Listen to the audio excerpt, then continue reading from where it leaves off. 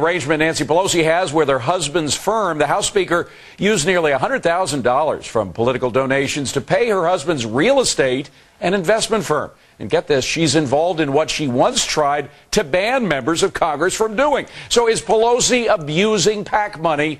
And are there legal ramifications to her, let's call it, arrangement?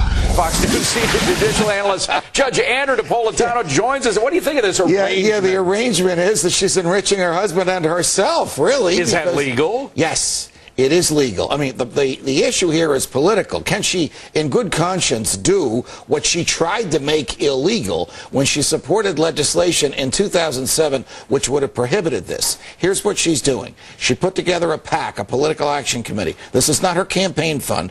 This is a committee, can take unlimited amounts of money, and she can only give it out in certain ways. The PAC has an office, it has a desk, it has a secretary. Her husband provides services to the PAC.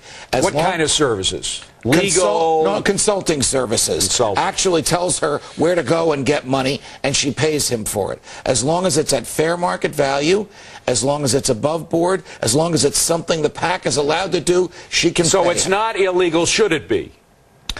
Well, the Democrats and the Republicans in the House overwhelmingly thought that it should be illegal. And Nancy Pelosi was among them. Nancy Pelosi led the charge. It went over to the Senate. They refused to take a vote. So this legislation died.